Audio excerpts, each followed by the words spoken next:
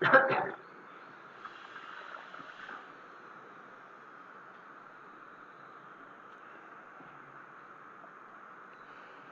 राम। कल चर्चा कर रहे थे, कबीर प्रेम न चखिया, चाख न लिया स्वाद, सूने घर का पाहुना, ज्यों आया त्यों जाव। कबीर साहब कह रहे हैं, हम अपने आप से कह रहे हैं कि हे कबीर, अगर तुमने प्रेम को चखा नहीं, प्रेम का स्वाद नहीं पाया, तो उसी पाहुने की तरह, उस मेहमान की तरह हो जो सूने घर में पहुंचा और पहुंचने के बाद जिस प्रकार से आया था वैसे ही चला गया, बिना स्वागत सत्कार के। खाली आए खाली चले गए। संसार में परमात्मा ने हमको भेजा है, किस लिए भेजा है? प्रेम का रसास्वादन करने के लिए। वैसे तो सृष्टि का जो विस्तार हुआ है उसके विषय में अनेक अनेक प्रकार की बातें कही जाती हैं। परमात्मा के विषय में कोई विवाद नहीं है, परंतु सृष्टि के विषय में अनेक मत मतांतर हैं। कोई कहता है नहीं, जगत मिथ्या है, जगत का अस्तित्व ही नहीं है, आभास है ये। कुछ कहते हैं कि कुछ अंशों में सत्य है, कुछ अंशों में मिथ्या है। जगत की उत्पत्ति के विषय में भी अनेक अनेक प्रकार की बातें की जाती हैं।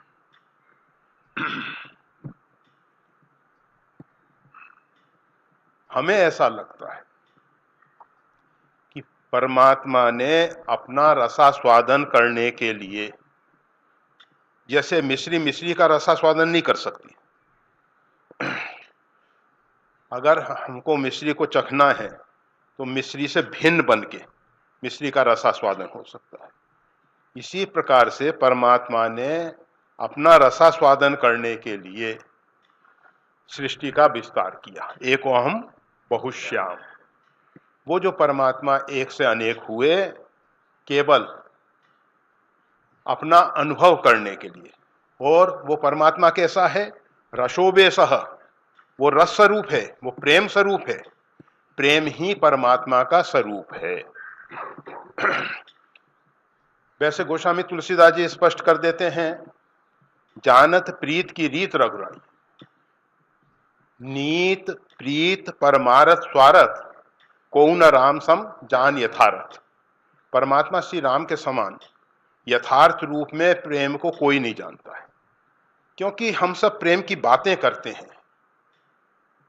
जिस समय भरत जी महाराज भरद्वाज आश्रम में पहुंचते हैं तो भरद्वाज जी ने एक बात कही कि हमने प्रेम के विषय में बहुत कुछ सुना था, चर्चाएं होती थी प्रेम की, परंतु प्रेम का सही स्वरूप समझ में नहीं आता था, प्रेम है क्या।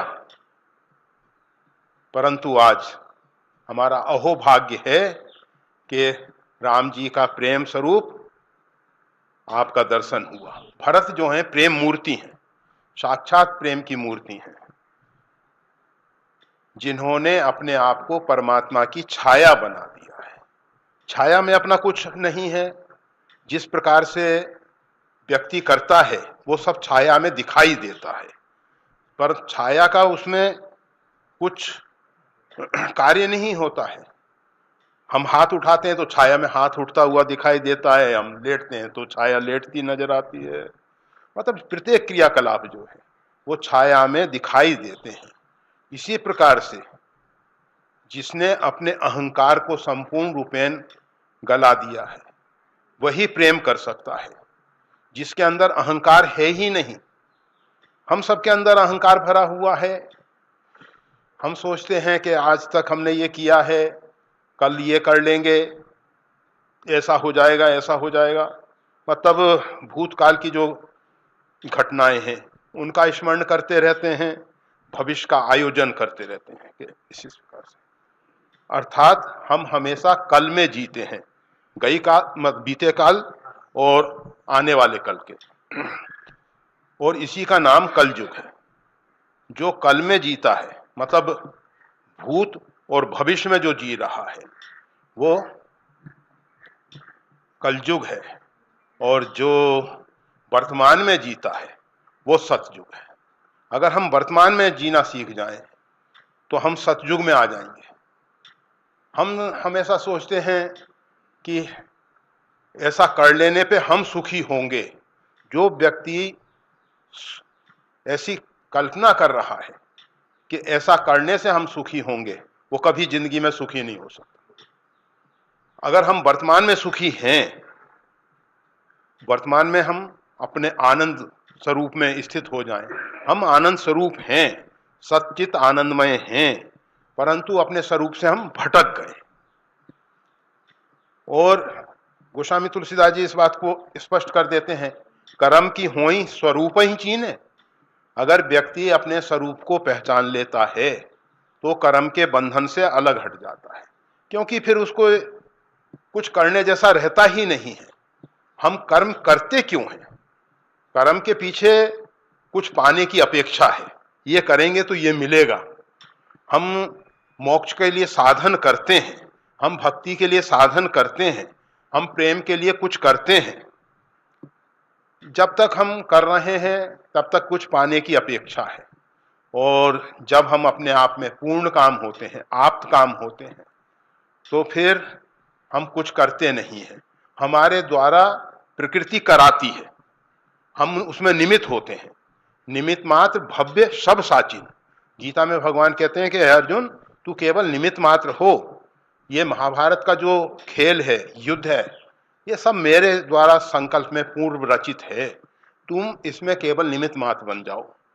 ये संसार और कुछ नहीं है, ये परमात्मा का लीला विलास है। इसमें हमको केवल निमित्त मात्र बन जाना है, हमको कुछ करना नहीं है। बस जिस समय हम उस स्थिति में प्रवेश कर लेते हैं, तब हमारे अंदर प्रेम प्रकट होता है। प्रेम को चखना अर्थात प्रेम का एक बार स्पर्श कर लेना, और फिर उसके बाद उसका जो स्वाद मिलने लगा तो हम उसको छोड़ नहीं पाते। पहले हम चखते हैं, फिर उसका स्वाद मिल जाता है। जब उसका स्वाद मिल जाता है तो प्रेम से अधिक स्वादिष्ट संसार में कुछ नहीं। सबसे अधिक स्वादिष्ट है प्रेम। तो कबीर साहब कह रहे हैं, कबीर प्रेम न चखिया, चखना लिया साब, सूने घर का पाहुना, ज्यों आया त्यों जाब। जिस प्रकार से सूने घर में किसी व्यक्ति ने प्रवेश किया, वहां कोई व्यक्ति मिला नहीं, तो वो पुनः वापस लौट गया। इसी प्रकार से संसार में हम आए हैं प्रेम रस को पाने के लिए। अगर हम बिना प्रेम पाए चले जाते हैं तो समझ लेना चाहिए कि हम खाली हाथ आए, खाली हाथ चले गए। वैसे तो लोग कहा करते हैं, मुट्ठी बांध के आया जगत में, हाथ पसारे जाएगा। हम बहुत कुछ पूर्वकृत कर्मों का फल भोगने के लिए आए हैं। मुट्ठी बांध के आए अर्थात पूर्व के जो संचित हैं उसमें से जो हमको प्रारब्ध मिला है उसको हम भोगने के लिए आए हैं, और उस भोग को हम खाली हाथ चले जा रहे हैं। परंतु मानव वह है, खाली हाथ नहीं जाता है, वो परिपूर्ण होके जाता है, परमात्मा से भर के जाता है, प्रेम रस में भर के जाता है, भक्ति में डूब के जाता है। मतलब भक्ति में ओतप्रोत हो जाता है, अंदर बाहर सब जगह भक्ति ही भक्ति, प्रेम ही प्रेम। तो जीवन का परम ध्येय यही है। आयु तो क्षण प्रति क्षण घटती चली जा रही है। निश्वासे नहीं विश्वासा कदारुद्धो भविष्यति। इस श्वास का विश्वास नहीं है कब रुक जाएगी, आने वाली श्वास आएगी या नहीं आएगी, इसका भी कोई भरोसा नहीं। ऐसी मतलब क्षणभंगुर देह को पाके अगर हम कोई संसार के विषय रसों में डूबे हुए हैं तो हम अपने जीवन को बर्बाद कर रहे हैं। हमको अपने जीवन में परमात्मा के प्रेम रस में डूबना है। अगर ऐसा नहीं किया तो ये मानव शरीर पाना निरर्थक हो जाएगा।